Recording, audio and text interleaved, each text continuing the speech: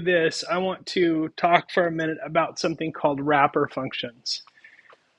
Wrapper functions are necessary when you're working with a TK interface because when we do things like assign a button to a TK interface, let me just shut that down here. When we do things like assign a function to a button, let me just, which one do I want to do here? This one.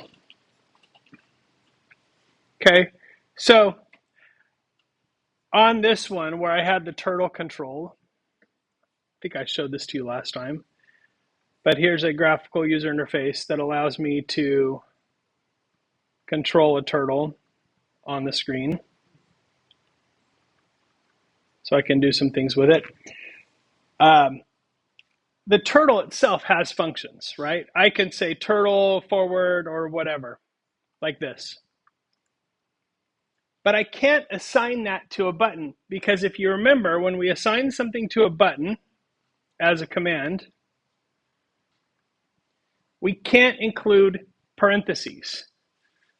So that means when we assign a command to a button like this, I can't give it any parameters. I can't tell it how far to go forward. So I can't say command equals turtle forward 20 because I can't use parentheses here. So what I have to do is I have to create a function that all it pretty much does is call the other function.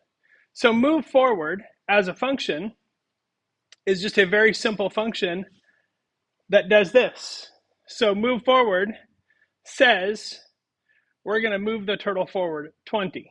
So all it does is it allows me to call another function that requires a parameter or requires an argument from a function that doesn't require an argument that I can then assign to a button. And that's called a wrapper function. All it does, all move forward is a wrapper for t.forward. Same with backward, turn left, turn right, that sort of thing. So all of those functions are just wrappers. Same thing here with my filtering program. So I've got a lot of functions created here. But my filters take an image file as an argument and return a new image file. So I can't call those filters directly from a button because I have to give that an image file. So I have to create a wrapper function. And if I scroll down, you can see apply filter is my wrapper function. It doesn't take any parameters or any arguments. But what it does is it actually calls that filter and gives it an image.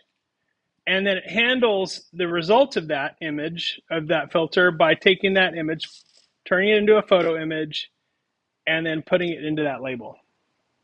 So that's all it does. It takes the original image, sends it, receives the output of that, and does the work. So it works.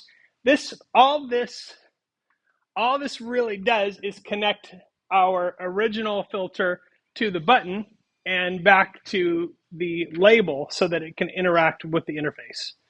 And so wrapper functions are always what you would use if you want to call a function that requires any kind of parameter or argument from a button or a TK interface issue as the command.